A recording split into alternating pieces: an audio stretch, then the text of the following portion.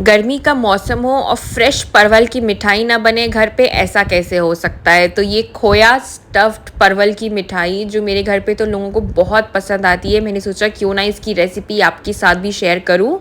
तो चलिए मिलके बनाते हैं इसे। अगर आपको मेरी रेसिपी पसंद आती है तो चैनल को लाइक शेयर और सब्सक्राइब करना बिल्कुल भी मत भूलिएगा। तो चलिए मिलके इसको शुरू करते हैं। तो सबसे पहले मैंने यहाँ पे परवल ले लिए थे, ये बहुत ही ईजीली मार्केट में अवेलेबल है। तो इस तरीके से मैंने इसको अच्छी तरीके से पील ऑफ कर लिया था। आप सारे जितने ही परवल आप लेना चाहते हैं उतने आप इसको अच्छे से पील ऑफ कर लें और उसके बाद एक चाकू की मदद से इस तरीके से इसमें एक स्लिट बना लें। आपको पूरे एंड टू एंड तक नहीं करना है, कुछ इस तरीके से स्लिट बना लें आप, ताकि हमारा परवल जो है उसके हम बीज बाद में आराम से अच्छे से निकाल सकें। यहाँ मैंने साइड में एक बड़े से थिक पैन वाले या कढ़ाई में आप दूध उबालने के लिए रख दें, क्योंकि ये प्रोसेस लंबा है, तब तक हमारा दूध उबलता रहेगा। साइड में मैंने पानी उबलने के लिए तैयार कर लिया था, जिसके अंदर मैंने ऐड किया था फिटकरी, ताकि परवल का अपना जो टेस्ट है वो बिल्कुल चला जाए। और इस तरीके से मैंने जो अपने स्लिट किए हुए, यानी कि जिसमें मैंने होल लगाया था, वो वाले परवल मैंने इसमें ऐड कर दिए थे बॉईल होने के लिए। अब आप देखेंगे थोड़ी देर में, कुछ 10 से 12 मिनट के अंदर ये बहुत ही अच्छी तरीके से अपना कलर पकड़ लेंगे। बहुत ब्यूटीफुल सा ग्रीन कलर आ जाता है कुछ इस तरीके से। और बस ये जब अच्छे से सॉफ्ट हो चुके होते हैं तो मैंने इसको निकाल लिया था। अब इसके बाद आप इसको स्ट्रेन आउट करके अलग से रख लें। बहुत ही इजी रेसिपी है और बहुत जल्दी बन करके झटपट तैयार हो जाती है। और गर्मी का मौसम है तो परवल भी बहुत ही इजीली मिल जाता है मार्केट में।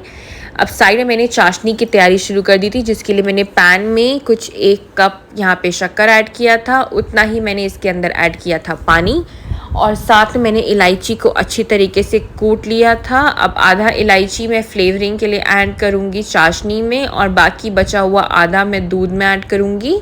तो यहाँ मैंने चाशनी में ऐड कर दिया है। जो हमारा दूध है वो ऑलमोस्ट अब हाफ़ क्वांटिटी का हो चुका है, तो मैंने इसका भी फ्लेवर अच्छी तरीके से अपने स्टफिंग के लिए डालने के लिए मैंने इसमें ऐड कर दिया था कार्डेमम पाउडर। अब इसके बाद मैंने यहाँ पे जो अपने परवल हमारा जो था उसके बीज को आपको अच्छी तरीके से निकाल लेना है। ध्यान रखें कि आप कोई भी बीज को ना छोड़े, वरना वो खाने में आएगा और वो कट कट करेगा और आपको बिल्कुल भी अच्छा नहीं लगेगा मुंह में। तो इसलिए बहुत ही इजीली ये निकल जाता है, क्योंकि ये बॉईल हो चुका है तो इसकी वजह से परवल जो है वो एकदम सॉफ्ट हो गया है। तो आप इसके बीज को आराम से निकाल सकते हैं। तो इस तरीके से मैंने अपने सारे परवल के बीज निकाल दिए थे। और यहाँ हमारी चाशनी जो थी वो भी बन करके तैयार थी, तो मैंने फ्लेम को स्लो किया और जो भी अपने परवल के पीसेस थे उसको इसमें ऐड कर दिया था, ताकि हमारा परवल जो है वो चाशनी को अच्छी तरीके से अब्जॉर्ब कर ले और ये एकदम अच्छा सा मीठा इसका टेस्ट आ जाए। तो बस मैंने कुछ देर के लिए इसको इसमें उबलने के लिए छोड़ दिया था। आप देख सकते हैं कुछ 5 से 6 मिनट के लिए उबालना है इसको। तब तक यहाँ पे हमारा दूध भी एकदम परफेक्ट अब बन करके तैयार था ऑलमोस्ट स्टफिंग के लिए। तो अब आप देख सकते हैं क्या कंसिस्टेंसी हो चुकी है। करीब करीब ये 1/4 हो चुका है अपने इनिशियल क्वांटिटी के लिए।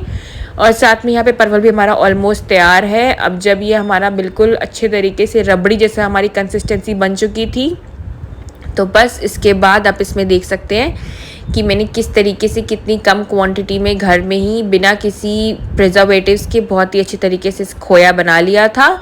अब इसके अंदर मैंने ऐड किया था अपने जो खोया था, उसको मैंने अच्छी तरीके से स्टफ़ किया अपने परवल में बिल्कुल अच्छे से। आपको एंड टू एंड जितना आप स्टफ़ कर सकते हैं उतना अच्छा टेस्ट आएगा। तो आप बिल्कुल इस तरीके से अच्छे से स्टफ़ कर लें और इसको शेप में इस तरीके से ला दें। इसी तरीके से आप अपने सारे ही परवल के अंदर ये स्टफिंग कर लें।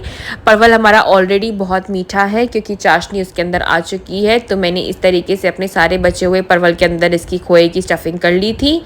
ऊपर से अगर आप चाहें तो आप इसमें अनारदाना या कुछ काजू पिस्ता जो भी आप चाहें, वो ड्राई फ्रूट्स बिल्कुल ऑप्शनल है, वो आप इसके अंदर ऐड कर सकते हैं, ऊपर से लगा सकते हैं। बहुत ही सुंदर सा कलर आता है और साथ में वो क्रंच भी आता है ड्राई फ्रूट्स का। तो इस तरीके से मैंने इसके अंदर सजा लिया था। ऊपर से मेरे पास यहाँ पे घर पे पड़े हुए थे क्योंकि ड्राई कैनबेरी, तो मैंने इसके अंदर डाला है। अगर आपके पास नहीं है तो बिल्कुल भी कोई ज़रूरत नहीं है, आप केसर का स्टैंड या कुछ भी इसके अंदर ऐड कर सकते हैं।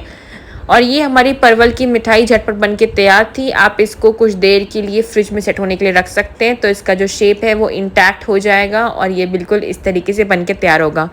अगर आपको मेरी रेसिपी पसंद आई तो प्लीज़ चैनल को लाइक शेयर और सब्सक्राइब किए बिना बिल्कुल भी मत जाइएगा। Thank you.